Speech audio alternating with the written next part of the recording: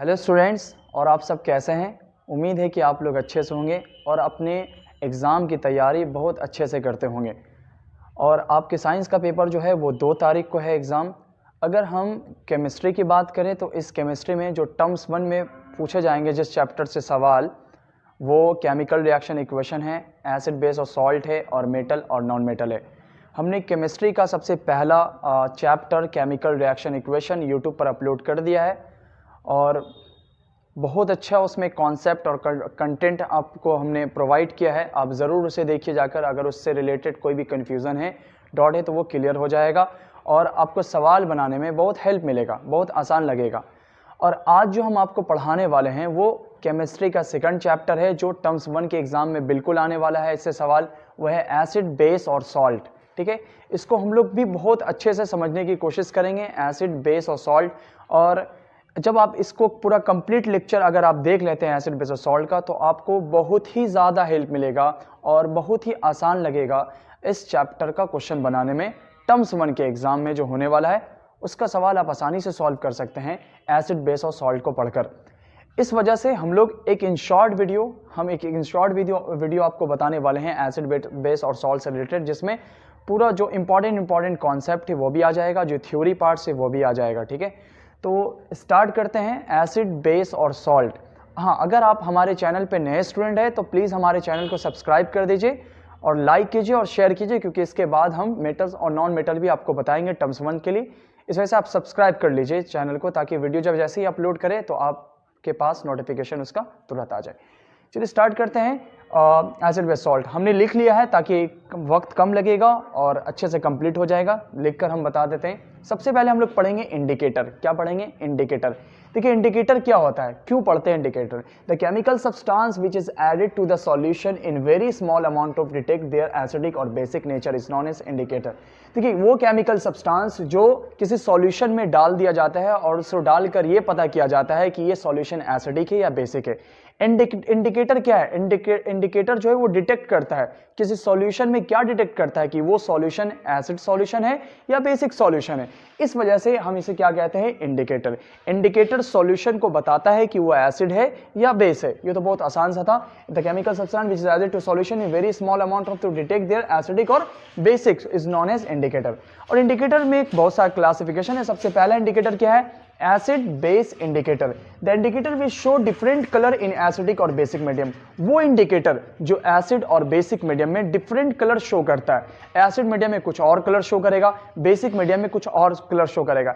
ऐसे इंडिकेटर को आप एसिड बेस इंडिकेटर कहते हैं। फॉर एग्जाम्पल, जैसे लिटमस, फिनोल्फ्थेलीन और मिथाइल ऑरेंज, ये एसिड बेस इंडिकेटर है, क्योंकि ये एसिड में अलग कलर शो करता है और बेस में अलग कलर शो करता है। अब आता है ऑल्फैक्टर इंडिकेटर। ऑल्फैक्टर इंडिकेटर क्या है? The substance which gives one types of odour in acidic medium and different types of odour in basic medium.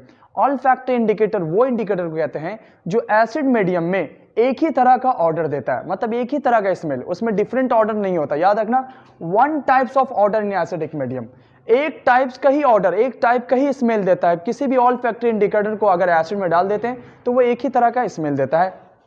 ठीक है, और बेसिक मीडियम में डिफरेंट देता है। बेसिक मीडियम में डिफरेंट स्मेल देगा कौन? ऑल्फैक्टर इंडिकेटर। जैसे ओनियन, क्लोव ऑयल और वेनिला एसेंस, ये 3 एग्जांपल्स हैं किसका? ऑल्फैक्टर इंडिकेटर का। अगर ओनियन को अगर आप एसिडिक मीडियम में डालिएगा तो उसका जो ऑर्डर होगा वो वन टाइप का होगा, वो डिफरेंट टाइप का नहीं होगा। लेकिन अगर आप इसको बेस में डाल दीजिएगा तो इसका डिफरेंट ऑर्डर होगा। तो याद रखना, ऑल्फैक्टरी इंडिकेटर किसको कहते हैं? जिसमें एसिडिक मीडियम में वो एक ही टाइप का स्मेल देता है, एसिडिक मीडियम में वो एक ही टाइप का स्मेल देगा और बेसिक मीडियम में वो डिफरेंट टाइप्स का स्मेल प्रोड्यूस करेगा। ऐसे को आप ऑल्फैक्टरी इंडिकेटर कहते हैं। एग्जाम्पल याद रखना, ओनियन ऑल्फैक्टरी इंडिकेटर है, क्लोव ऑयल और वेनिला एसेंस। ठीक है, अब हम लोग दूसरे पॉइंट को सुनते हैं, समझते हैं। ठीक है, अभी हमने आपको ऑल्फैक्टर इंडिकेटर समझा दिया और एसिड बेस इंडिकेटर समझा दिया। अब आज समझा रहे हैं नेचुरल इंडिकेटर। इसको याद रखना, ये इंपॉर्टेंट है। नेचुरल इंडिकेटर 3 है, लिटमस, टर्मेरिक और रेड कैबेज। लिटमस, टर्मेरिक और रेड कैबेज, ये याद रखना। लिटमस क्या है? Litmus solution itself neither acid और नॉर बेसिक। जो लिटमस सॉल्यूशन होता है ना ही वो एसिड होता है ना वो बेस होता है। इसका ये न्यूट्रल होता है और किस कलर में होता है? पर्पल। याद रखना पर्पल कलर का होता है। Litmus solution itself neither acid nor base. Litmus solution वो जो इटसेल्फ नहीं एसिड होता है और नहीं बेस होता है, वो किस कलर में होता है, न्यूट्रल होता है। क्या होता है, न्यूट्रल होता है। और इसका कलर कैसा होता है, पर्पल कलर होता है। ये बहुत इंपॉर्टेंट, इस पॉइंट को याद रखना। अब यहाँ पे हमने कुछ कलर लिखा है इंडिकेटर में, तो आपको ये टेबल जरूर याद रख के जाना, क्योंकि अगर ये टेबल आप याद कर लेते हैं, ये टेबल में जो चीज़ लिखी हुई है उसको अगर आपने याद कर लिया तो इससे सवाल होगा ज़रूर, अगर इंडिकेटर से सवाल रहा तो। देखिए लिटमस जो होता है वो न्यूट्रल मीडियम में कैसा कलर शो करता है, पर्पल। अगर लिटमस सॉल्यूशन को न्यूट्रल मीडियम में डाल देंगे तो वो कैसा कलर शो करेगा, पर्पल। और लिटमस एसिडिक मीडियम में रेड कलर शो करता है, रेड कलर शो करता है। और बेसिक मीडियम में ब्लू कलर शो करता है। इसका लिटमस का शॉर्ट फॉर्म याद रख लेना, PRB। क्या है, PRB, PRB, PRB। लिटमस का शॉर्ट फॉर्म है PRB, purple red blue. Purple कहाँ होगा, न्यूट्रल मीडियम में। रेड कहाँ होगा, एसिडिक मीडियम में। और बेसिक मीडियम में ब्लू होगा। टर्मेरिक, टर्मेरिक याद रखना, ये भी इंपॉर्टेंट है। टर्मेरिक न्यूट्रल मीडियम में कैसा कलर देता है, येलो। टर्मेरिक न्यूट्रल मीडियम में येलो कलर देता है। टर्मेरिक एसिडिक मीडियम में येलो कलर देता है। टर्मेरिक बेसिक मीडियम में रेडिश ब्राउन कलर देता है। ये बहुत इंपॉर्टेंट है। न्यूट्रल मीडियम में, एसिडिक मीडियम में टर्मेरिक कैसा कलर देता है, येलो कलर देता है। अगर आप नींबू में, अगर नींबू क्या है, एसिडिक है, उसमें आप टर्मेरिक डाल दो तो उसका कलर कैसा होगा, येलो। क्योंकि नींबू जो है वो एसिडिक है, उसमें वो नींबू में क्या मौजूद है, एसिड है। तो एसिड में अगर आप टर्मेरिक डाल देते हैं तो उसका कलर कैसा हो जाएगा, येलो हो जाएगा। तो बात याद रखना है कि न्यूट्रल मीडियम में येलो कलर होता है, एसिडिक मीडियम में येलो कलर होता है, बेसिक मीडियम में रेडिश ब्राउन कलर होता है। रेड गैबेज की बात करें तो न्यूट्रल मीडियम में रेड होता है, एसिडिक मीडियम में रेड होता है और बेसिक मीडियम में ग्रीन होता है। रेड गैबेज बेसिक मीडियम में ग्रीन होता है, याद रखना ये बात, रेड। अब आता है synthetic indicator. Man made indicator में दो है जो बहुत इंपॉर्टेंट है। फिनोप्थिलीन, फिनोप्थिलीन न्यूट्रल मीडियम में कैसा शो करता है, कलरलेस। न्यूट्रल मीडियम में कलरलेस होता है। और एसिडिक मीडियम में भी क्या होता है, कलरलेस होता है। एसिडिक मीडियम में कलरलेस होता है। और फिनोप्थिलीन, अगर आप लेमन में फिनोप्थिलीन अगर डाल देते हैं तो वो क्या होगा, कलरलेस होगा, उसमें कोई कलर नहीं, कलरलेस। और ये होगा पिंक। फिनोप्थिलीन बेसिक मीडियम में कैसा शो करता है, पिंक कलर का शो करता है। इट्स वेरी इंपॉर्टेंट, ये याद रखना है। फिनोप्थिलीन बेसिक मीडियम में पिंक कलर शो करता है। अब आता है methyl orange. Methyl orange neutral medium में ऑरेंज कलर शो करता है और एसिडिक मीडियम में रेड कलर शो करता है और बेसिक मीडियम में येलो कलर शो करता है। ऑरेंज, रेड और येलो कलर शो करता है। ये टेबल याद होना चाहिए। लिटमस PRB और टर्मेरिक का शॉर्ट फॉर्म क्या होगा, YYR, याद रखना। और रेड गैबेज का RRG, ठीक है। और पिंक कलर का होगा CCP और ORY। शॉर्ट फॉर्म याद कर लीजिएगा आप इसका तुरंत, ताकि आपको अच्छे से याद हो जाए। तो इंडिकेटर्स, यही आपसे इंडिकेटर, अगर इंडिकेटर से सवाल होगा तो ये इसी टेबल से आपसे सवाल पूछ सकता है। आपको याद रख के जाना है, litmus, turmeric, red cabbage, phenolphthalein, methyl orange. बहुत आसान सा। अगर मान लो फिनोप्थिलीन, अगर आपने जैसे हमने कहा टर्मेरिक, नींबू में टर्मेरिक डाल दीजिए तो उसका कलर कैसा होगा, येलो। क्योंकि नींबू कैसा है, लेमन जो है वो कैसा है, एसिडिक सॉल्यूशन है। उस एसिडिक सॉल्यूशन में आपने टर्मेरिक डाल दिया तो एसिड सॉल्यूशन में, एसिड मीडियम में टर्मेरिक कैसा कलर शो करता है, येलो कलर शो करता है। और न्यूट्रल मीडियम में येलो कलर शो करता है। अगर बेस में डाल देते हैं तो रेडिश ब्राउन कलर शो करता है। तो ये पूरा हुआ इंडिकेटर जो आपको याद रख कर जाना है टर्म्स 1 के एग्जाम में। और थोड़ा फास्ट पढ़ा रहे हैं ताकि कम वक्त लगे और अच्छे से कवर हो जाए, ठीक है। तो चलिए, हम लोग ने इंडिकेटर पढ़ लिया है, अब हम पढ़ाएंगे आपको एसिड। तो सबसे पहले एसिड का डेफिनेशन सुन लेते हैं। एक साइंटिस्ट जिनका नाम अरहेनियस था, अरहेनियस ने क्या बताया था कि एसिड वो सब्सटेंस है जब उसे वाटर के अंदर डिसॉल्व कीजिएगा तो वो H+ आयंस प्रोड्यूस करेगा। कौन सा आयंस, H+ आयंस प्रोड्यूस करेगा। तो जो भी सब्सटेंस वाटर के अंदर डिसॉल्व होने पर H+ आयंस प्रोड्यूस करता है उसे आप एसिड कहते हैं। और यहाँ पर जो है देखिए एग्जाम्पल, एक एक्सेप्शन केस याद रखना, C6H12O6, ग्लूकोज और इथेनॉल। ये ग्लूकोज और इथेनॉल, इसमें भी हाइड्रोजन मौजूद है, क्योंकि अरहेनियस के हिसाब से क्या, acid is a substance which contain hydrogen. तो जरूरी नहीं कि जो हाइड्रोजन से बना हो वो एसिड ही हो, ऐसा कहना सही नहीं है। इसका सबसे अच्छा एग्जांपल है ग्लूकोज और इथेनॉल। देखिए ग्लूकोज में हाइड्रोजन तो मौजूद है लेकिन ये एसिड नहीं है। एसिड वो सब्सटेंस होता है जो वाटर के अंदर डिसॉल्व करने पर H+ आयंस प्रोड्यूस करता है। तो इन दोनों वाटर के अंदर H+ आयंस प्रोड्यूस नहीं करता ये दोनों, इस वजह से ये एसिड नहीं है। ये बात रखना, ग्लूकोज और इथेनॉल हाइड्रोजन इसके अंदर मौजूद है लेकिन ये एसिड नहीं है क्योंकि ये वाटर के अंदर डिसॉल्व करने पर H+ आयंस प्रोड्यूस नहीं करता। तो एसिड का डेफिनेशन क्या होगा? एसिड वो है जो वाटर के अंदर डिसॉल्व करने पर, एक्वस सॉल्यूशन के अंदर डिसॉल्व करने पर H+ आयंस प्रोड्यूस करे, H+ आयंस प्रोड्यूस करे। अब फिजिकल प्रॉपर्टीज थोड़ा सा सुन लेते हैं, क्या है? देखिए ज्यादातर एसिड, आप जानते हैं एसिड का जो होता है वो टेस्ट सावर होता है, कैसा होता है? खट्टा होता है ज्यादा एसिड। और जो एसिड है वो ब्लू लिटमस को किस में चेंज कर देता है? रेड में चेंज करता है। हम लोग पढ़ चुके हैं, ब्लू लिटमस को रेड में चेंज कर देता है एसिड। अगर आपने उसके बाद तीसरा है most of the acid are corrosive in nature, खतरनाक होता है, कोरोसिव होता है। क्यों? क्योंकि ज्यादातर acid, most of the acid मतलब कौन है acid? Strong acid. Strong acid जो होता है वो अपने नेचर में क्या होता है? कोरोसिव होता है। अगर ये चमड़े पर गिर जाए, अगर गिर जाए बॉडी पर, चमड़े पर, तो ये चमड़े को गला देगा, जला देगा, होल कर देगा। याद रखना इस बात को। तो इस वजह से वो क्या होता है? कोरोसिव। तो most of the acid are corrosive in nature, खतरनाक होता है। जो स्ट्रॉन्ग एसिड होता है वो कोरोसिव इन नेचर होता है, जैसे HCl, H2SO4, HNO3, ये सब स्ट्रॉन्ग एसिड है। अगर ये आपके हाथ पे गिर जाए तो आपकी चमड़े को जला देगा, गला देगा। The solution of acid water conduct electricity. याद रखना एसिड जो होता है वो गुड कंडक्टर होता है। द सॉल्यूशन ऑफ एसिड, अगर हम एसिड का कोई सॉल्यूशन बनाया है तो वो गुड कंडक्टर होगा इलेक्ट्रिसिटी का। याद रखना गुड कंडक्टर होगा इलेक्ट्रिसिटी का, क्योंकि जो भी स्ट्रॉन्ग एसिड वाटर के अंदर डिसॉल्व किया जाता है वो पूरा कंप्लीटली डिसोसिएट्स होता है। चलिए सबसे पहले इसको सुन लेते हैं। इस पॉइंट को समझने के लिए ये पॉइंट समझना बहुत अच्छा है। तो solution of acid water conduct electricity. याद रखना सॉल्यूशन जो ऑफ एसिड होता है वाटर के अंदर वो क्या होता है? गुड कंडक्टर होता है। Solution of acid bad conductor नहीं होता, क्या होता है? गुड कंडक्टर होता है। अब देखिए strong acid, acid which undergo complete dissociation in aqueous solution produce an high concentration of H+ ions.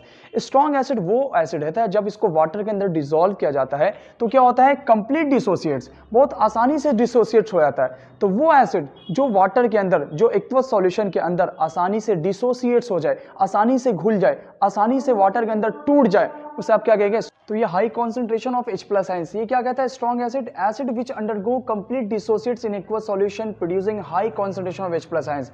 Strong acid वो चीज होता है जो जब स्ट्रॉन्ग एसिड को आप वाटर के अंदर डिसॉल्व कीजिएगा तो वो आसानी से क्या होगा? कंप्लीट डिसोसिएट्स होगा, वो आसानी से डिसोसिएट्स हो जाएगा एक्वस सॉल्यूशन के अंदर, वाटर के अंदर, वो आसानी से डिसॉल्व हो जाएगा, वो आसानी से वाटर के अंदर टूट जाएगा।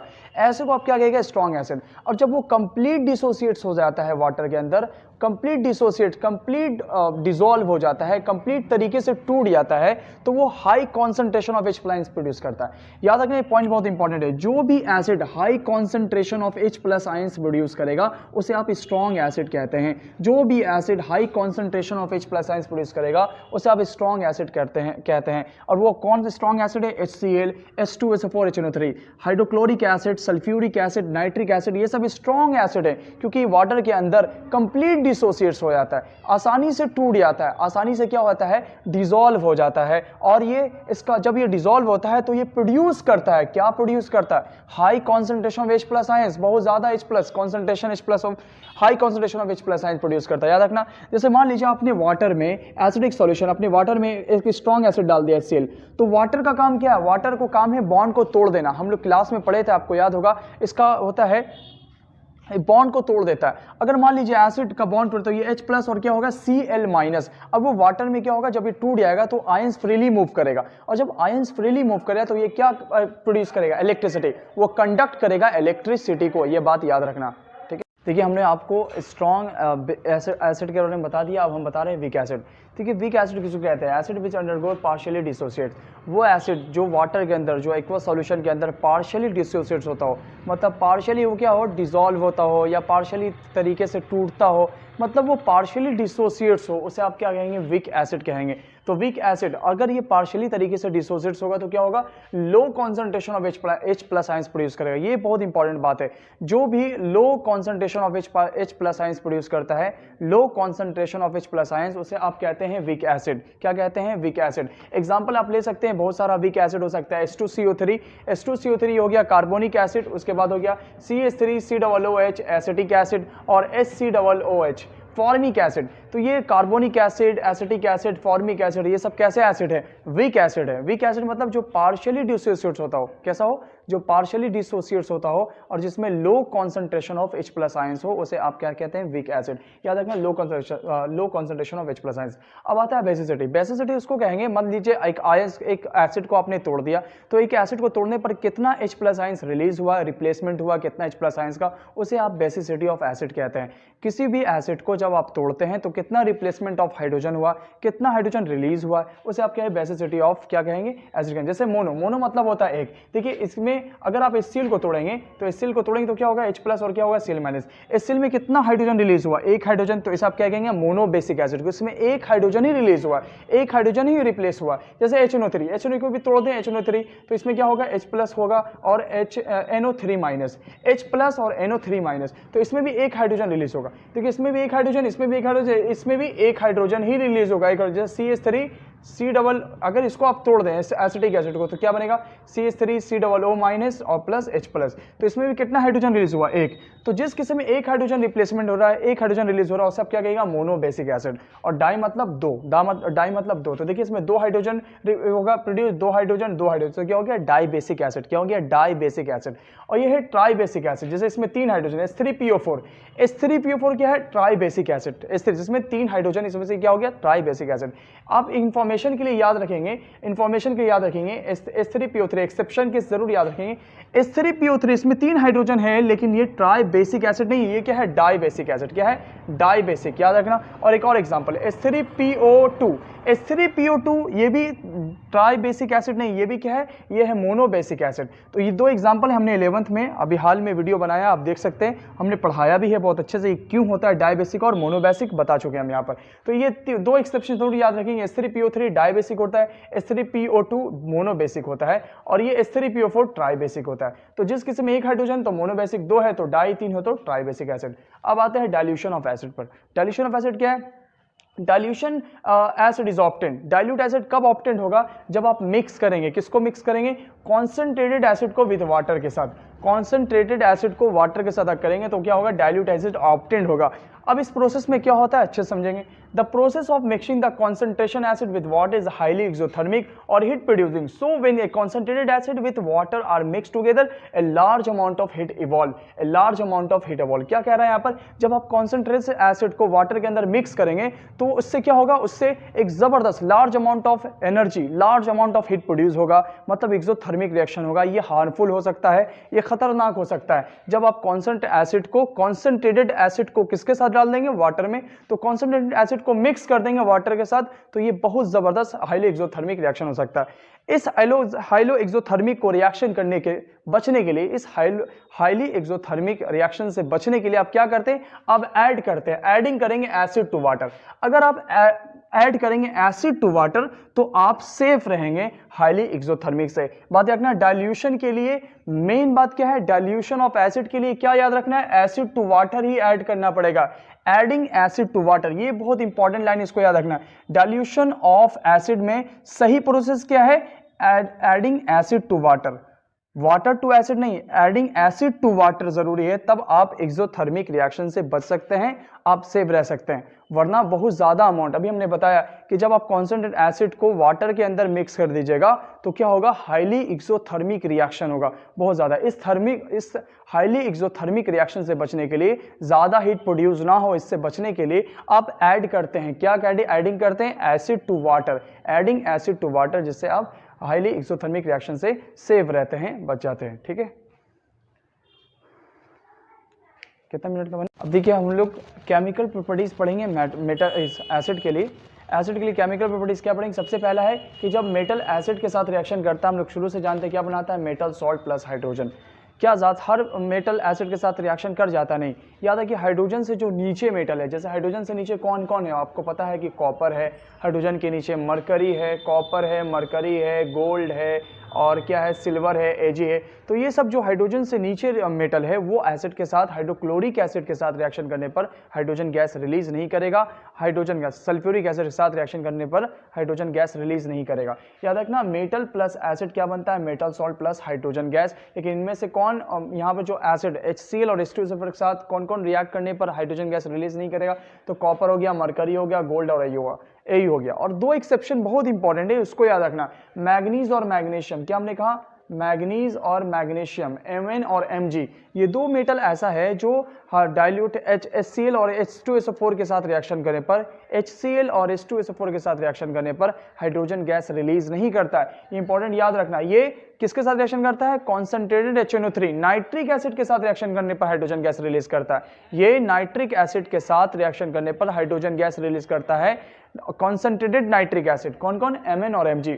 और HCl और H2SO4 के साथ ये रिएक्शन करने पर, कॉन्सेंट्रेटेड HCl और H2SO4 के साथ रिएक्शन करने पर ये हाइड्रोजन गैस रिलीज नहीं करता। कौन, Mn और Mg, Mn और Mg। और जो हाइड्रोजन से लिस्ट रिएक्टिव है, कॉपर, Ag, Au और Ag, ये सब मेटल के साथ, एसिड के साथ रिएक्शन करने पर हाइड्रोजन गैस रिलीज नहीं करता है। दूसरा पॉइंट क्या है, acid react with metal carbonate and bicarbonate to give carbon dioxide with brisk effervescence. याद रखना, कोई भी मेटल कार्बोनेट, मान लीजिए आपने ले लिया NO2CO3, ये क्या है, मेटल कार्बोनेट। इस मेटल कार्बोनेट को आपने एसिड के साथ रिएक्शन कर दिया, मान लीजिए HCl के साथ रिएक्शन कर दिया या H2SO4 के साथ रिएक्शन कर दिया, तो क्या बन जाएगा, इससे आप जानते हैं सॉल्ट बनेगा, और साथ में क्या बनेगा, वाटर बनेगा, और साथ में कार्बन डाइऑक्साइड बनेगा। याद रखना इस बात को, मेटल कार्बोनेट जब एसिड के साथ रिएक्शन करता है तो क्या बनता है, सॉल्ट, वाटर और कार्बन डाइऑक्साइड बनता है। अब इसको बैलेंस कर सकते हैं, यहाँ देखकर, यहाँ देखिए, ये बैलेंस हो जाएगा इत्मीनान से। अगर आप मेटल बाई कार्बोनेट, जैसे NaHCO3, ये है बेकिंग सोडा, बाई बोलते हैं हाइड्रोजन को, तो मेटल बाई कार्बोनेट जब ये एसिड के साथ रिएक्शन करेगा तो भी क्या बनेगा, सॉल्ट बनेगा,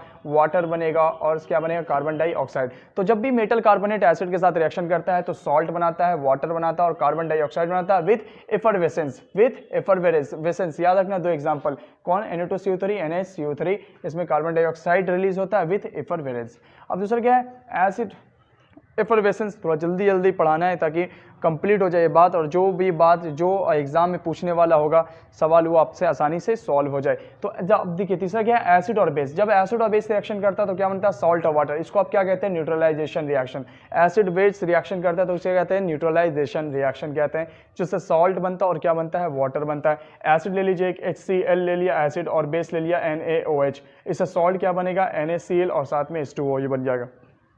और फोर्थ नंबर रिएक्शन क्या है, जब आप मेटल ऑक्साइड को एसिड के साथ रिएक्शन करते हैं तो भी क्या बनता है, सॉल्ट और वाटर। क्योंकि आप सब जानते हैं कि metallic oxide are basic in nature. Metallic oxide क्या होता है, बेसिक इन नेचर होता है। तो ये बेस और एसिड रिएक्शन में क्या बनता है, सॉल्ट और वाटर। मान लीजिए कोई आपने ले लिया CaO, कैल्शियम ऑक्साइड, इसको वाटर किसके, एसिड के साथ रिएक्शन कर दिया, तो इससे क्या बनेगा, सॉल्ट बनेगा, CaCl2, और साथ में क्या बनेगा, वाटर बन जाएगा। आपको याद रखना कि मेटालिक ऑक्साइड एसिड के साथ रिएक्शन करता है तो सॉल्ट बनाता है और वाटर बनाता है, क्योंकि मेटालिक ऑक्साइड अपने नेचर में बेस होता है। Metallic oxide are basic in nature. तो ये बेस हो गया और ये एसिड हो गया, बेस और एसिड कंबाइन होता है तो क्या बनता है, सॉल्ट और क्या बनता है, वाटर बनता है। एक मेटालिक ऑक्साइड, ठीक है, ये हो गया। अब यहाँ पे आते हैं, जब acid, when acid dissolve in water to give hydronium ions. याद रखना, जब एसिड वाटर के साथ रिएक्शन करेगा तो कौन सा आयंस देगा, हाइड्रोनियम आयंस देगा, और कौन सा आयंस देगा, H+ आयंस। ये बहुत इंपॉर्टेंट बात है, जब एसिड वाटर के अंदर डिसॉल्व होगा तो हाइड्रोनियम आयंस देता है और H+ आयन शो करता है। जैसे HCl को मान लो वाटर के अंदर डिसॉल्व कर दो तो क्या बनेगा, H3O+ और Cl-।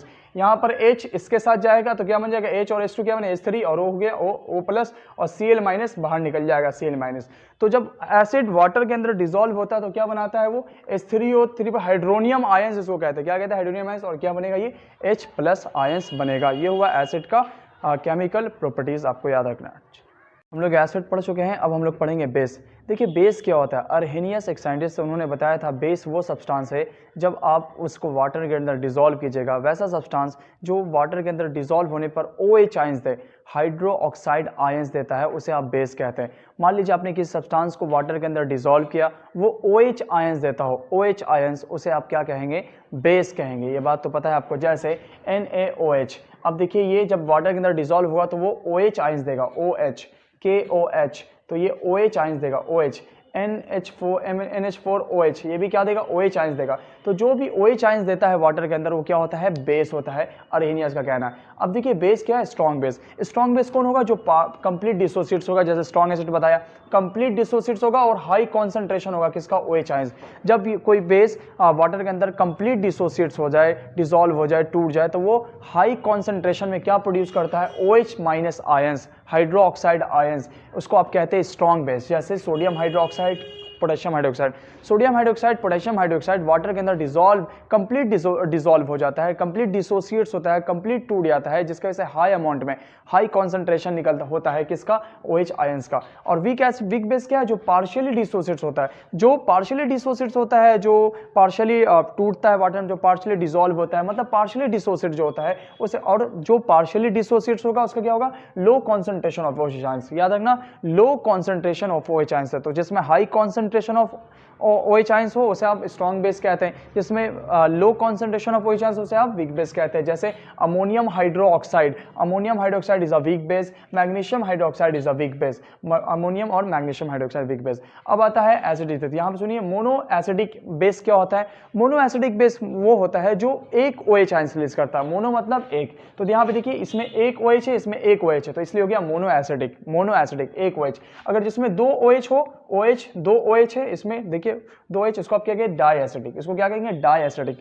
जिसमें तीन OH हो, तीन OH उसे आप क्या कहेंगे, ट्राई एसिडिक। तो जितना जिसमें OH होगा उतना आपको कहना है, अगर एक हुआ तो मोनो एसिडिक, दो हुआ तो डाई, तीन हुआ तो ट्राई एसिडिक।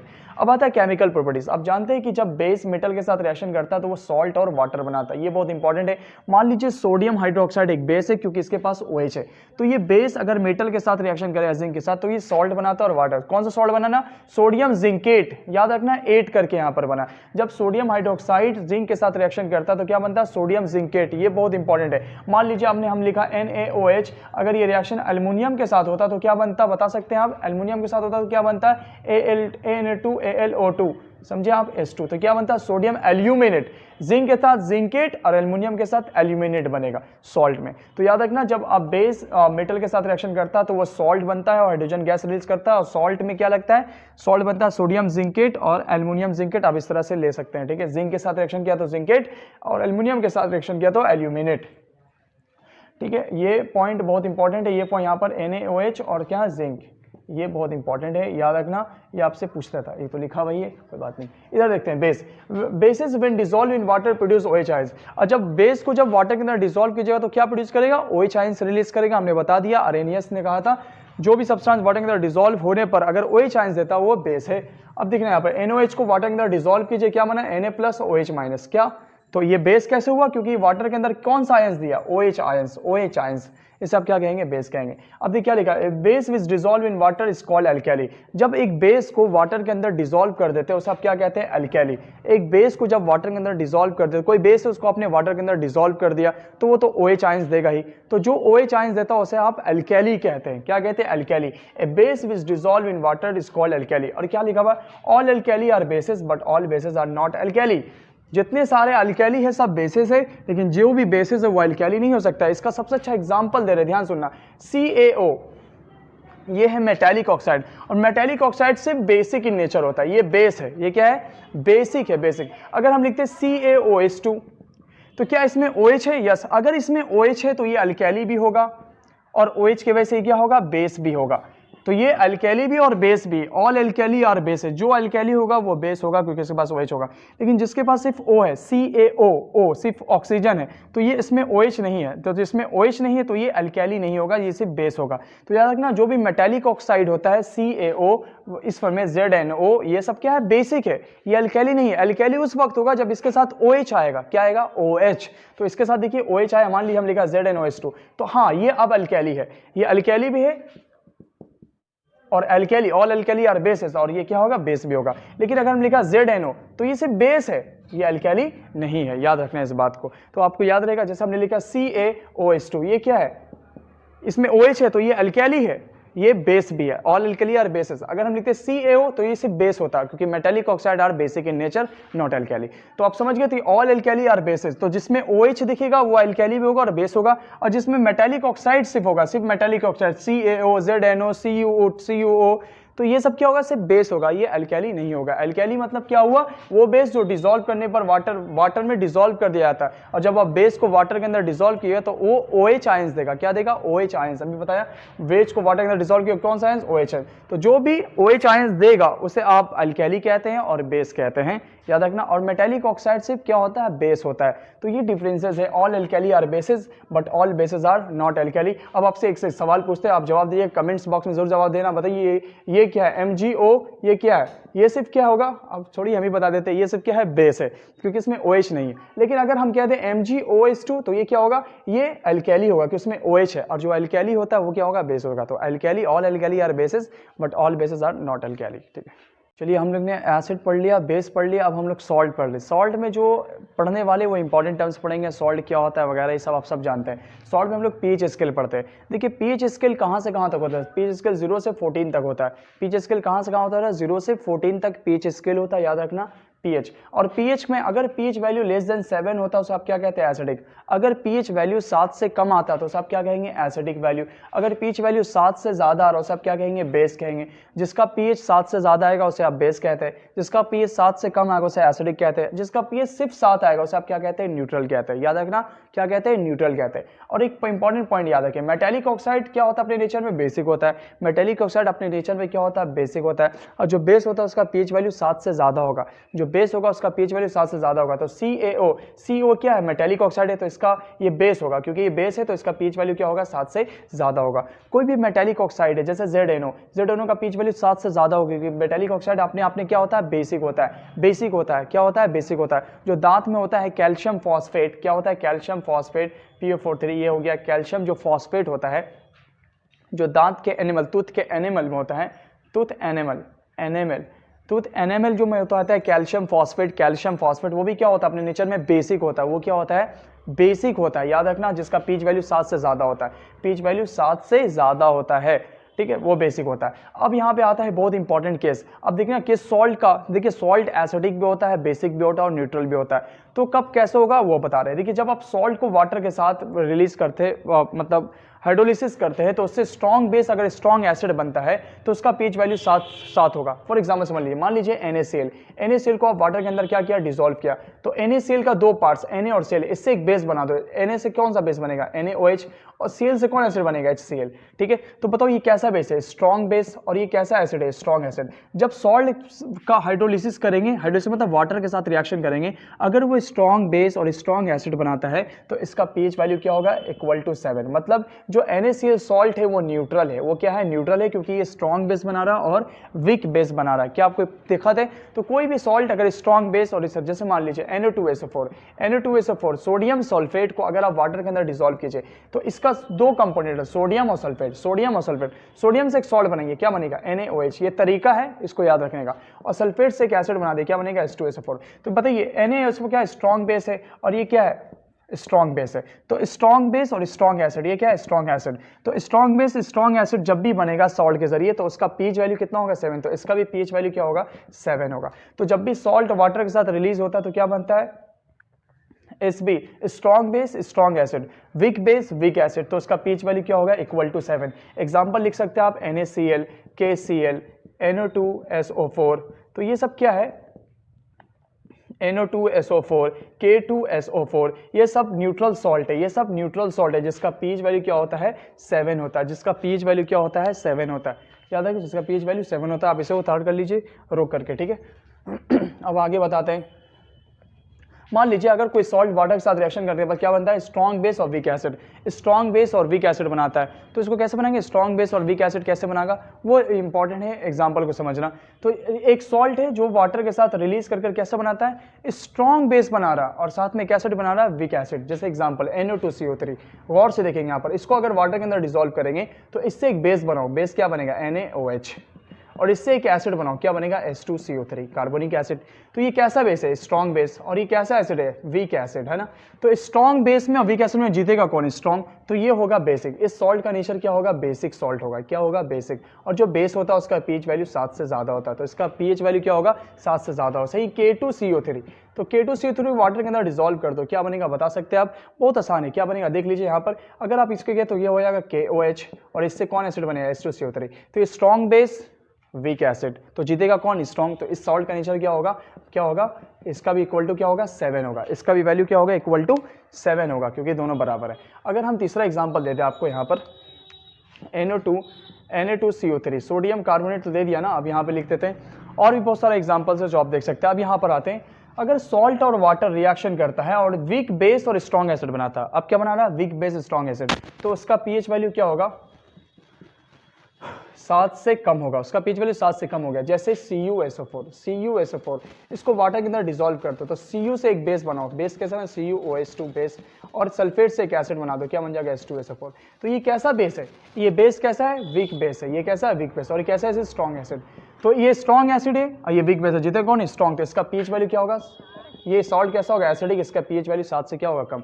जैसे FeCl3। अब गौर से करिए, इसको वाटर के अंदर डिसॉल्व कर दे तो Fe से एक बेस बनाओ, FeOH का होल ट्वाइस या होल 3 प्लस। और HCl क्या होगा? HCl। क्लोरीन से HCl हाइड्रोक्लोरिक एसिड बनेगा। तो ये कैसा बेस है? Weak base. और ये कैसा एसिड है? Strong acid. तो जीतेगा कौन? स्ट्रॉन्ग जीतेगा, क्योंकि वीक बेस स्ट्रॉन्ग एसिड में टक्कर होता है, स्ट्रॉन्ग जीतेगा। तो इस सॉल्ट का नेचर क्या होगा? एसिडिक। तो एसिडिक मतलब पीएच वैल्यू क्या होगा? लेस देन 7 होगा। पीएच वैल्यू क्या होगा? Less than 7। तो हमने अभी एग्जांपल आपको दिया है इसमें। अगर आप इसका एग्जांपल लिखना चाहे तो इसका एग्जांपल भी लिख सकते हैं। अभी हमने एग्जांपल दिया था ना, क्या दिया था? Na2CO3। इसका एग्जांपल क्या दिया था? CuSO4 दिया, FeCl3 दिया। आप ऐसा एग्जांपल लिख सकते हैं जो बहुत आराम से आप इसको सॉल्व कर पाइएगा। तो ये हुआ आपका जाके पीएच स्केल। ठीक है, देखिए अब हम लोग इंपॉर्टेंस पढ़ते हैं पीएच का, कि एवरीडे लाइफ में क्या इंपॉर्टेंस का। सबसे पहला है इन ह्यूमन एंड प्लांट्स। ठीक है, ह्यूमन एंड प्लांट्स में कट करो। ठीक है, चलो स्टार्ट। चलो अब इंपॉर्टेंस पढ़ते हैं हम लोग पीएच का क्या है। सबसे पहले है in human and plants. Most of the reaction taking place in our body are in a pH range of 7 और 7.8। हमारी बॉडी में जो ज़्यादातर रिएक्शन होता है वो नॉर्मली कहाँ से कहाँ रेंज में? 7 to 7.8 तक होता है। Most of the reaction taking place in our body are in the pH range. कितना होता है पीएच रेंज? 7 से 7.8। If pH fall below the 7 और अराइजेज अबव 7.8, अगर पीएच वैल्यू 7 से अगर क्या होता है? कम हो जाता है, और 7.8 से क्या होता है? ज़्यादा हो जाता है, तो survival of living organs become difficult. तो जो लिविंग ऑर्गन्स है उनका जीना क्या होता है? दुश्वार हो जाता है, मुश्किल हो जाता है, डिफिकल्ट हो जाता है। देखो एक नॉर्मल रेंज कितना है? 7 से 7.8। अगर 7 से कम होता है और 7.8 से अगर ज़्यादा हो जाता है तो लिविंग ऑर्गन्स से जीना क्या होगा? उसके लिए सर्वाइव करना क्या होगा? मुश्किल होगा। For healthy growth of plant, अब देखिए for healthy growth of plant the soil should have a specific pH which is neither highly alkali और highly क्या होता है? एसिडिक। अगर आप एक हेल्दी ग्रोथ ऑफ प्लांट चाहते हैं तो उसका जो सॉइल है, उस जो मिट्टी है, वो मिट्टी ज़्यादा ना हाईली एसिडिक होना चाहिए ना हाईली बेसिक होना चाहिए। मतलब एक नॉर्मल रेंज जो होता है स्पेसिफिक रेंज होना चाहिए पीएच का। सॉइल का एक स्पेसिफिक रेंज होना चाहिए, तो ही प्लांट जो होता है वो अच्छी तरह से ग्रोथ करेगा। ना वो ज़्यादा एसिडिक होना चाहिए और ना वो ज़्यादा बेसिक होना चाहिए। अब आता है पॉइंट इन डाइजेशन सिस्टम। आप जानते हैं हमारा पेट क्या प्रोड्यूस करता है? हाइड्रोक्लोरिक एसिड, जो हमें डाइजेशन में काम आता है, डाइजेशन ऑफ फूड में काम आता है। ये बात तो पता है। जो भी बैक्टीरिया चला जाता है खाने पीने में, हम खाते हैं बहुत सारा बैक्टीरिया खाने के साथ चला जाता है, तो वो भी हाइड्रोक्लोरिक एसिड ऐसा एसिड है जो उसको किल करने में भी काम आता है। ये हम लोग ने पढ़ रखा है। तो जब वो एसिड का अमाउंट जब बढ़ जाता है, तो जब बढ़ जाता है तो आपको क्या होती है? आपको जलन होती है ना, पेन होता है। क्यों? इसको आप एसिडिटी कहते हैं। ये अमाउंट, एसिड का अमाउंट जब बढ़ जाता है तो क्या होता है? एसिडिटी होता है। उस एसिडिटी को न्यूट्रलाइज करने के लिए आप बेस मिलाते हैं। वो बेस कौन सा है? एंटासिड मेडिसिन जिसको आप कहते हैं, जिसका नाम है मिल्क ऑफ मैग्नीशिया। क्या कहते हैं इसे? मिल्क ऑफ मैग्नीशिया यूज करते हैं तब मिल्क ऑफ मैग्नीशिया, ताकि वो एसिड जो बड़ा है और ये बेस है, तो एसिड और बेस मिलकर क्या बनेगा? न्यूट्रलाइजेशन। क्या बनेगा? न्यूट्रलाइज कर देगा। याद रखना, पेट में जो एसिड बढ़ जाता है उसके वजह से जो बीमारी होता है उसे एसिडिटी कहते हैं। उस एसिडिटी को न्यूट्रलाइज करने के लिए आप एक बेस लेते हैं और जिसको आप कहते हैं एंटासिड मेडिसिन, जिसका नाम है मिल्क ऑफ मैग्नीशिया। याद रखना, मिल्क ऑफ मैग्नीशिया, जो पेट में जो अमाउंट बढ़ गया था एसिड का वो मिलकर न्यूट्रलाइज कर देगा। ठीक है, आपको एसिड लेना। इनो में भी होता है सोडियम, बेकिंग सोडा होता है जो स्लाइटली बेस होता है, वो भी न्यूट्रलाइज करता है एसिडिटी को वगैरह। ठंडा दूध भी करता है एसिडिटी को न्यूट्रलाइज। ठंडा दूध भी स्लाइटली क्या होता है? बेस होता है, और एसिड से वो मिलकर क्या कर देता है? वो न्यूट्रलाइजेशन एक्शन होता है। Tooth decay. अब जब टूथ डीके कब होता है? जब आपके मौत का पीएच वैल्यू कितना हो जाए? 5.5 से बिलो हो जाए। 5.5 से जब बिलो हो जाएगा तो आपको क्या होगा? Tooth decay. उस टाइम टूथ डीके में क्या होता है? जो आपका कैल्शियम फॉस्फेट है, जो एनिमल है, जो आपका दांत का एनिमल है कैल्शियम, वो क्या होता है? डिसोल्यूशन होने लगता है, घुलने लगता है, वो सड़ने लगता है, जिसकी वजह से आपको दांत में क्या होता है? दर्द होता है। मौत माउथ का जब पीएच वैल्यू, आपके मुंह का पीएच वैल्यू 5.5 से अगर कम हो जाएगा तो वो क्या, कौन सा प्रॉब्लम होता है, टूथ डीके होता है, टूथ डीके होता है, याद रखना। वो उस टाइम माउथ का भी क्या होता है, पीएच वैल्यू क्या होता है, जो एसिडिक वैल्यू है वो बढ़ जाता है, बहुत ज़्यादा हो जाता है, एसिड का अमाउंट बढ़ जाता है, जिसके वजह से भी टूथ डीके होता है। अभी हमने बताया था pH in our mouth falls below 5.5, जब आपके माउथ का पीएच वैल्यू 5.5 से बिलो होगा तो वो क्या, कौन सा करने, टूथ डीके। उस टाइम जो कैल्शियम फॉस्फेट है ना, जो टूथ एनएमएल होता है, एनएमएल जो होता है तो कैल्शियम फॉस्फेट, वो क्या होता है, डिसोल्यूशन, वो सड़ने लगता है, गलने लगता है वगैरह, जिसकी वजह से आप टूथ डीके क्या होता है, स्टार्ट हो जाता है। इसमें बोला जाता है कि टूथ डीके बचने के लिए आप टूथपेस्ट का यूज़ करते हैं, क्योंकि टूथपेस्ट स्लाइटली क्या होता है, बेस होता है, वो एसिड और बेस मिलकर क्या कर देगा, न्यूट्रलाइज कर देगा, ये भी कहा जाता है, ठीक है।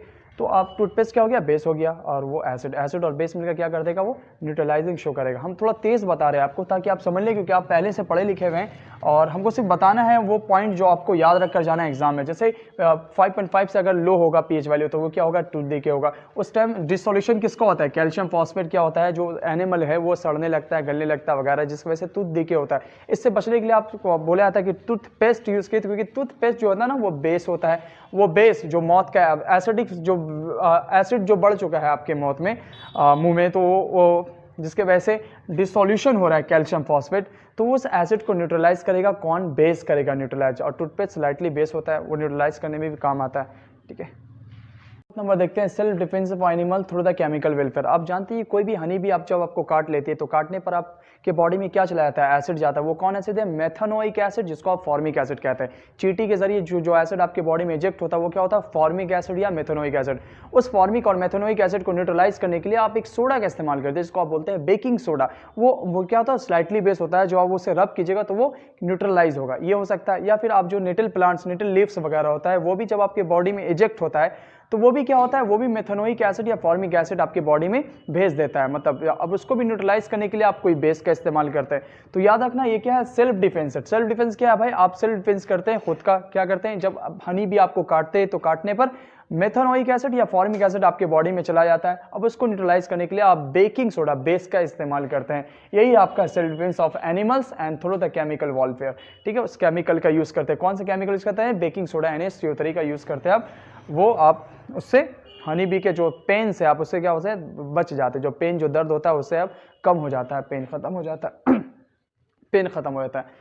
तो समझ गए, मेथनोइक एसिड फॉर्मिक एसिड जो हनी बी के जरिए हमारे बॉडी में चला जाता है, उससे उसको हम सोडा, बेस के जरिए, बेस सोडा मतलब बेकिंग सोडा के जरिए उसको न्यूट्रलाइज करते हैं, उसको रब करते हैं हल्का।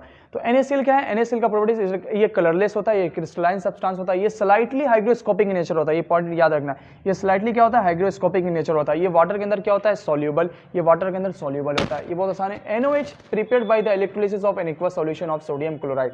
जो NOH है वो उसको प्रिपेयर करने के लिए आप क्या रखते हैं, सोडियम क्लोराइड का एक ब्राइन सॉल्यूशन लेते हैं। ब्राइन सॉल्यूशन बोले तो सोडियम क्लोराइड अब सॉलिड फॉर्म में नहीं होगा, एक्वस फॉर्म में होगा। जब आप सोडियम क्लोराइड का एक्वस फॉर्म लेते हैं, मतलब ब्राइन सॉल्यूशन, ब्राइन फॉर्म इसी को बोलते हैं। जब सोडियम क्लोराइड एक्वस फॉर्म में होगा तो उसे आप ब्राइन सोडियम क्लोराइड कहते हैं। जब आप सोडियम क्लोराइड का आप क्या कीजिएगा, इलेक्ट्रोलिसिस, मतलब इलेक्ट्रिसिटी पास करवाएगा, यहाँ पे इलेक्ट्रोलिसिस करेगा in aqueous solution. Aqueous solution क्या है, H2O। तो जब NaCl का जब आप वाटर के साथ रिएक्शन करवाएगा, NaCl, ब्राइन NaCl मतलब एक्वस NaCl को जब आप वाटर के साथ रिएक्शन कीजिएगा तो ही इससे बनता है NaOH, क्लोरीन। और क्या है, तो इसको बोलते हैं क्लोरीन, इसमें बना इसलिए इसका नाम क्लोर। और इसमें NaOH बना जिसको बोलते हैं अल्कैली, तो क्लोर अल्कैली प्रोसेस, इसको बोलते हैं क्लोर अल्कैली प्रोसेस। क्लोर अल्कैली प्रोसेस कब बनता है, जब आप ब्राइन NaCl को मतलब NaCl एक्वस फॉर्म में होगा, उसको जब वाटर के अंदर रिएक्ट करते हैं तो उससे क्या बनता है, NaOH, इलेक्ट्रिसिटी पास करवाते हैं। तो NaOH रिएक्शन याद रखना इंपॉर्टेंट है, NaOH क्लोरीन गैस और हाइड्रोजन गैस। ये क्लोरीन जो रिलीज हुआ ना ये क्लोरो, और ये अल्कैली, तो क्लोर अल्कैली प्रोसेस इसको कहते हैं। और NaOH फॉर्म नियरली कहां पर होता है, कैथोड, लगभग कैथोड पर होता है। NaOH form near the cathode, याद रखना इस पॉइंट को। NaOH ये इंपॉर्टेंट पॉइंट है NaOH के बारे में कैसे बनता है। देखिए अब हम लोग ने बहुत सारा सॉल्ट पढ़ लिया है। अब आता है ब्लीचिंग पाउडर। ब्लीचिंग पाउडर जिसका फॉर्मूला होता है CaOCl2, जिसको बोलते हैं calcium oxychloride. Calcium oxychloride bleaching powder बनाने के लिए आप क्या यूज करते हैं, एक बेस जिसको बोलते हैं सिलेक्ट लाइम। इसको क्या कहते हैं, सिलेक्ट लाइम, याद रखना सिलेक्ट लाइम, जिसको आप लाइम वाटर भी कहते हैं। जब आप सिलेक्ट लाइम को क्लोरीन के साथ रिएक्शन करते हैं तो उससे क्या बनता है, ब्लीचिंग पाउडर। पॉइंट जरूर याद रखिएगा, जब आप सिलेक्ट लाइम को मतलब लाइम वाटर को जब क्लोरीन के साथ रिएक्शन करते हैं उससे आप क्या बनता है, ब्लीचिंग पाउडर। ये हुआ मैन्युफैक्चर। और manufacture of bleaching powder generally carried out in the Hasenclever plant, याद रखना Hasenclever plants, clever plants, इस प्लांट के जरिए भी आप ब्लीचिंग पाउडर बनाते हैं, याद रखना इस बात को, ये हाईलाइट पॉइंट कर दिया हैज़न क्लीवर प्लांट्स, और ये मैन्युफैक्चर हो गया CaCl2 वगैरह ही। अब आता है बेकिंग सोडा। देखिए बेकिंग सोडा कैसे बनाया था? बेकिंग सोडा के जो रॉ मटेरियल यूज़ किया जाता है वो है सोडियम क्लोराइड, वाटर और कार्बन डाइऑक्साइड और अमोनिया। जब आप सोडियम क्लोराइड का हाइड्रोलिसिस करते हैं in the presence of carbon dioxide और अमोनिया, तो इससे क्या बनता है? अमोनियम क्लोराइड और बेकिंग सोडा। तो बेकिंग सोडा बनाने के लिए आप ये रॉ मटेरियल यूज़ करते हैं, सोडियम क्लोराइड, और सोडियम क्लोराइड का एक्वस सॉल्यूशन, सोडियम क्लोराइड को जब वाटर के साथ रिएक्शन कर देते हैं in the presence of carbon dioxide plus ammonia, तो ये चारों रिएक्शन कर क्या बनाता है? NH4Cl और NaHCO3। तो ऐसे प्रोसेस को आप कौन सा प्रोसेस कहते हैं? Solvay process. सॉल्वे प्रोसेस के जरिए आप बेकिंग सोडा बनाते हैं। किस प्रोसेस के जरिए? सॉल्वे प्रोसेस के जरिए आप बेकिंग सोडा बनाते हैं। कैसे बनाते हैं? जब NaCl को वाटर के अंदर डिसॉल्व कर CO2 प्लस NH3 ये सबको कंबाइन कर आप क्या बनाते हैं? NH4Cl और NaHCO3। तो इसको आप बोलते हैं क्या? Solvay process. इसका यूज आप एंटासिड में, हम अभी बताया एंटासिड में यूज करते हैं। जब आपके बॉडी में एसिड का अमाउंट बढ़ जाता है तो उसको न्यूट्रलाइज करने के लिए आप इसका भी यूज करते हैं, बेकिंग सोडा का, एज एडिटिव इन फूड और ड्रिंक्स। आप जानते हैं जब केक बनाते हैं आप, या फिर इनो में जो ड्रिंक यूज करते हैं, इनो में भी क्या होता है? बेकिंग सोडा होता है। फूड में जब आप केक बनाते हैं तो उस केक के दरमियान भी आप बेकिंग सोडा डालते हैं ताकि उससे फ्लफनेस आता है, फूलने का काम करेगा वो केक वगैरह। आपने फायर एक्सटिंग्विशर और आग को बुझाने में भी काम करता है, क्योंकि ये जो है ये NaCO3 कार्बन डाइऑक्साइड रिलीज करता है, और ये कार्बन डाइऑक्साइड रिलीज किस किस काम में आता है? आग बुझाने में भी काम में आता है कार्बन डाइऑक्साइड, और फूड एडिटिव मतलब जो केक बनता है उसको फूलने में जो मदद करता है वो भी कार्बन डाइऑक्साइड गैस ही होता है। तो याद रखना एज एंटासिड यू भी यूज होता है, एंटासिड में भी यूज करते हैं बेकिंग सोडा का आप, और एडिटिव इन फूड और ड्रिंक में भी यूज करते हैं, मतलब खाने पीने में भी यूज किया जाता है इसका, और इसका फायर आग को बुझाने में भी यूज किया जाता है। ये हुआ बेकिंग सोडा का काम, ठीक है। देखिए हम बहुत सारा सॉल्ट पढ़ा दिया, अब लास्ट सॉल्ट बचा है, दो और है, वॉशिंग सोडा है और एक है प्लास्टर ऑफ पेरिस और जिप्सम। क्योंकि वॉशिंग सोडा का फॉर्मूला होता है Na2CO3 10H2O। इसका 3 स्टेप है जो आपको याद रखना है। टर्म्स 1 में सबसे इंपॉर्टेंट रिएक्शन है। अगर आप टर्म्स 1 का एग्जाम देंगे 2 तारीख, तो ये इस प्रोसेस के जरिए आपका एक सवाल होगा, आप इसको करके जाना, और यही प्रोसेस है जो हमने पूरा कंप्लीट कर दिया। जब आप एक NaCl को जब हाइड्रोलिसिस करते हैं, हाइड्रोलिसिस मतलब वाटर के साथ रिएक्शन, जब NaCl को वाटर के साथ रिएक्शन करते हैं presence of carbon dioxide and ammonia, जब इन तीनों को रिएक्शन करवाते तो क्या बनता था? NaHCO3 और NH4Cl। अभी इससे पहले पढ़ाया आपको NaHCO3 जिसको क्या बोलते हैं? Baking soda. इसको सॉल्वे प्रोसेस अभी बताया। बस आपको दूसरा स्टेप क्या करना है? जब आप बेकिंग सोडा बनाते हैं, बेकिंग सोडा बनाने का तो प्रोसेस याद हो गया। जब आप बेकिंग सोडा बनाते हैं तो बेकिंग सोडा को क्या कर दीजिए? हीट कर दीजिए। NaCO3 को आपने हीट किया, हीट करने पर क्या बनता है? NO2CO3, CO2 और कार्बन डाइऑक्साइड। किसी भी मेटल कार्बोनेट को, अगर आप मेटल कार्बोनेट को जैसे सोडियम हाइड्रोजन कार्बोनेट, जब आप इसको हीट कीजिएगा तो क्या बना? NO2CO3, CO2 और कार्बन डाइऑक्साइड। स्टेप 2, अब बस NO2CO3 को आप क्या कर दिया? रिक्रिस्टलाइजेशन, मतलब वाटर मॉलिक्यूल्स इसमें ऐड कर दिया। कितना वाटर मॉलिक्यूल्स? 10 water molecules. तो इससे क्या बन गया? Na2CO3 10H2O, जिसका बना वॉशिंग सोडा। तो 3 प्रोसेस है। सबसे पहला प्रोसेस है सॉल्वे प्रोसेस। सॉल्वे प्रोसेस क्या है? NaCl, water plus carbon dioxide plus ammonia, ये सब रिएक्शन कर क्या बनता है? NaCO3 और NH4Cl, ये बन गया। जब NaCO3 को जब आप हीट करते हो तो क्या बनता है? Na2CO3 plus CO2 plus H2O। दूसरा स्टेप ये हो गया। और लास्ट स्टेप क्या है? जब Na2CO3 का आप रिक्रिस्टलाइजेशन करते हैं, मतलब इसमें 10 वाटर मॉलिक्यूल्स ऐड कर देते हैं, तो ये बन जाता है Na2CO3 10H2O, ये वॉशिंग सोडा। अब लास्ट है प्लास्टर ऑफ पेरिस और एक बचा है जिप्सम।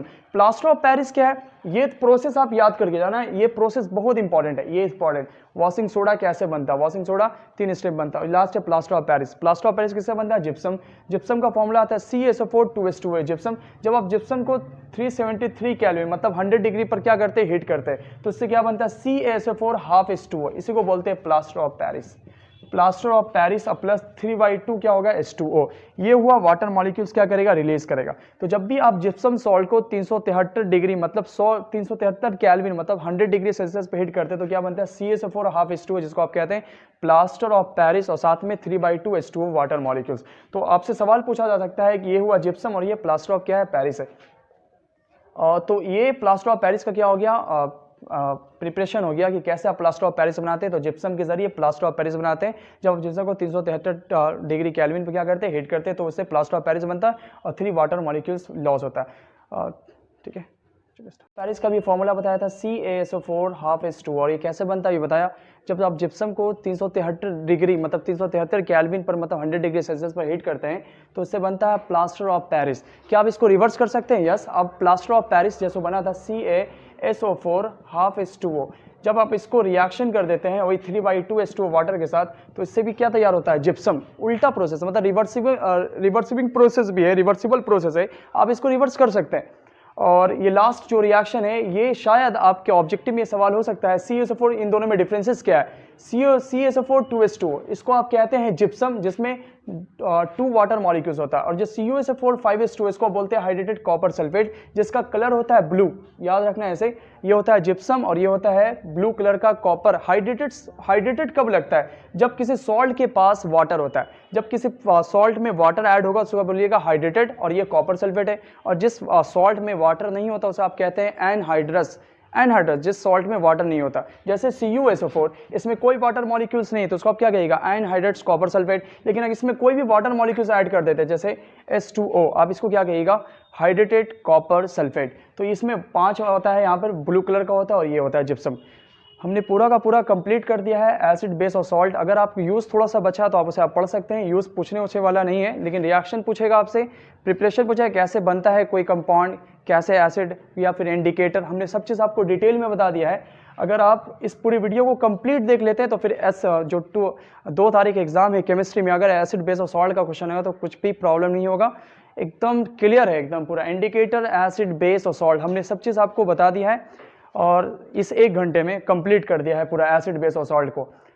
तो अगर ये वीडियो आपको अच्छी लग रही है तो ज़्यादा से ज़्यादा क्या कीजिए, शेयर कीजिए, लाइक कीजिए और सब्सक्राइब कीजिए। और सब्सक्राइब करना ना भूलें, ताकि हम अगले नेक्स्ट जो वीडियो बनाने वाले हुए हैं मेटल्स, नॉन मेटल, जब आप सब्सक्राइब करके रखिएगा तो ही नोटिफिकेशन तुरंत आएगा। ठीक है, तब तक के लिए मिलते हैं, गुड बाय।